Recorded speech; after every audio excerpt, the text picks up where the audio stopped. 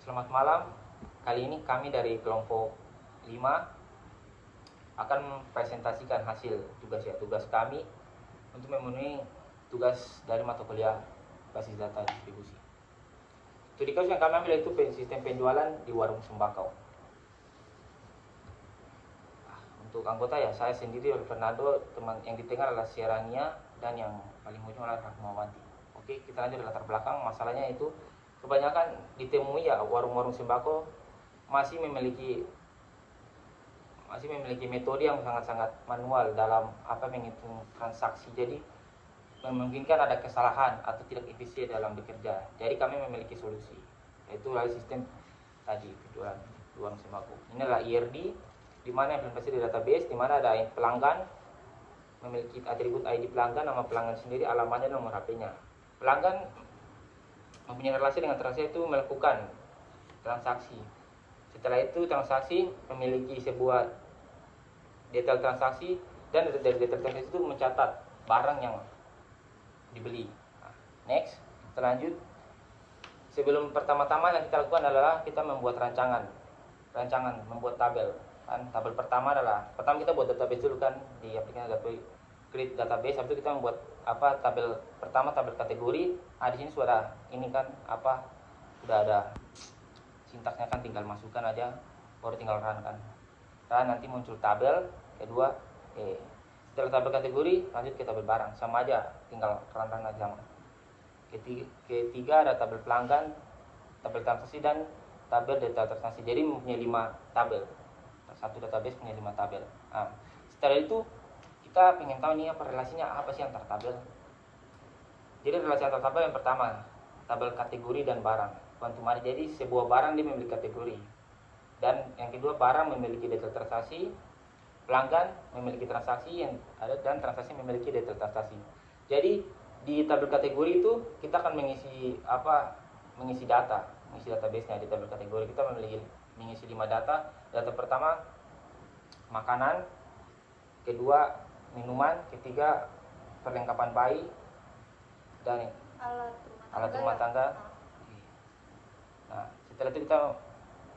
Setelah kita mengisi database data dari kategori, kita mengisi data di tabel barang, tabel pelanggan 20 data, tabel barang 25, transaksi data per bulan 100. Yang pertama, selanjutnya saya kasih ke teman saya untuk menjelaskan. Di sini ada query informasi. Yang pertama menampilkan data barang, yaitu ada nama barang, harga, stok, dan kategori. Di sini untuk menampilkannya yaitu kita klik sintaknya, yaitu select bintang from barang kategori. Yang kedua, query kedua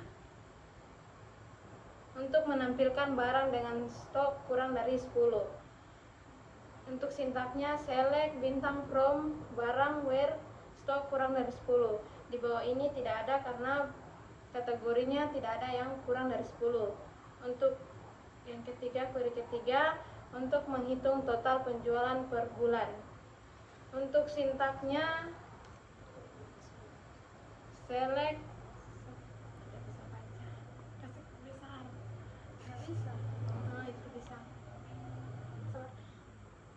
Untuk query ketiga untuk menghitung total penjualan per bulan.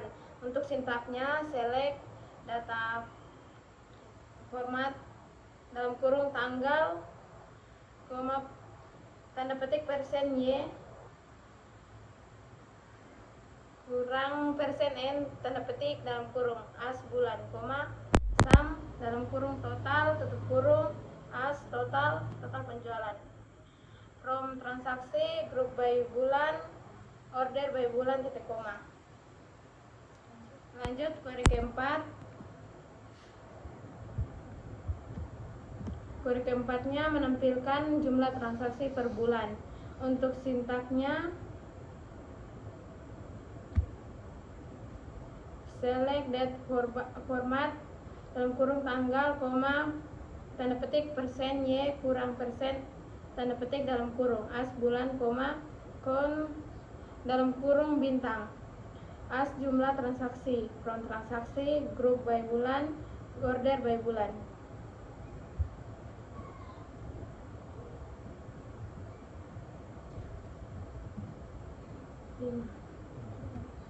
Oke, kita lanjut ke query yang kelima, yaitu jumlah penjualan dan pendapatan tiap barang.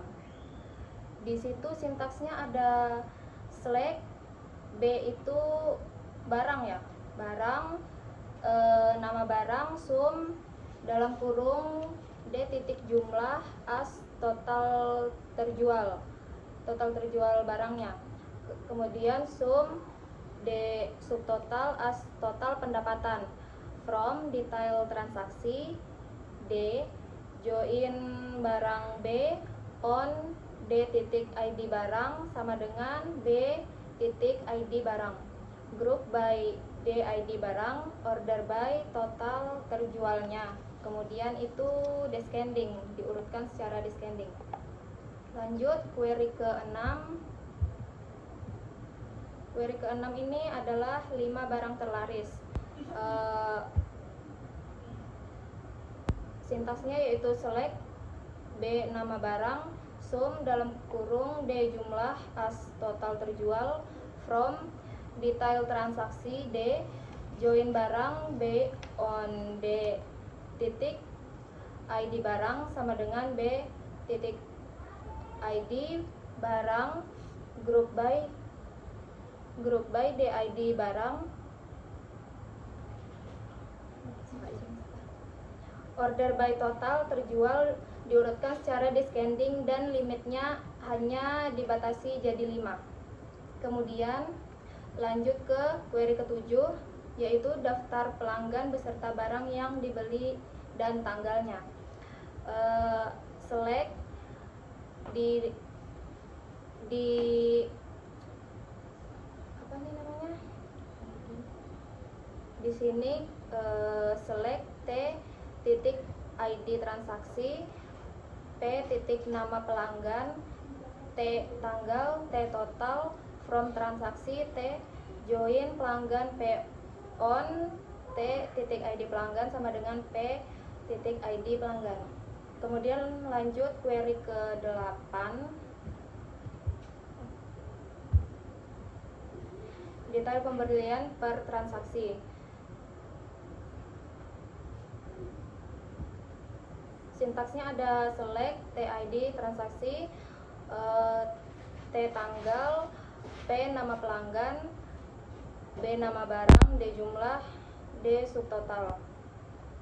From detail transaksi, D join T on D titik ID transaksi sama dengan T titik ID transaksi.